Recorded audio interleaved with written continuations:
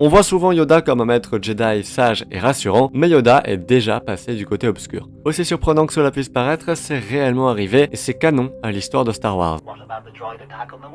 Yoda est un personnage bien plus complexe qu'il en a l'air, et malgré sa grande sagesse et son pouvoir du côté lumineux, il a, comme tout être sensible à la force, une part d'ombre. Après que Dooku soit passé du côté obscur, Yoda et lui se sont retrouvés pour se confronter, et ce, avant Star Wars 2. Cette confrontation entre Yoda et son ancien apprenti a doucement poussé Yoda vers le côté obscur, tellement que durant quelques instants, Yoda est réellement passé du côté obscur. Dooku a été effrayé de voir Maître Yoda utiliser le pouvoir du côté obscur, et selon lui, un être tel que lui du côté obscur est un énorme danger pour la galaxie, encore plus dangereux que Dark Sidious lui-même. Puis Yoda reprit le contrôle de lui-même et est à nouveau retourné du côté lumineux. Mais ça ne s'arrête pas là. Une autre confrontation entre Dooku et Yoda a eu lieu, cette fois-ci une confrontation verbale, où Yoda a demandé par réelle curiosité à Dooku de lui montrer la voie du côté obscur, de lui expliquer s'il était simple de passer du côté obscur. Dooku lui explique alors que le côté obscur est en lui, et en chaque être, que tout ce qu'il y a à faire est de se laisser emporter par lui. Et son discours ressemble globalement au discours qu'avait fait Palpatine à Anakin,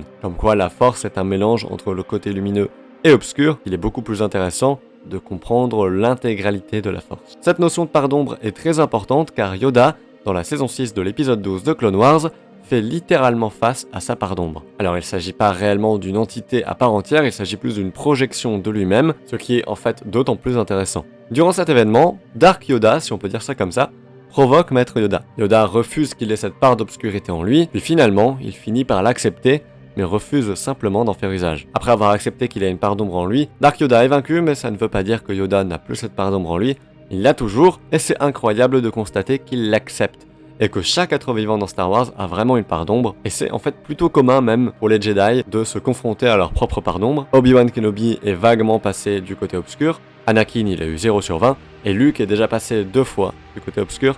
Bref, je pense que c'est quand même quelque chose d'assez commun pour les Jedi. Au-delà même de Yoda en lui-même, son espèce aussi est très intéressante. Les 3 seuls personnages de l'espèce de Yoda sont très sensibles à la force, notamment Grogu qu'on peut voir dans The Mandalorian, et qui utilise en plus de ça le pouvoir d'étranglement de force, un pouvoir qui est propre au côté obscur.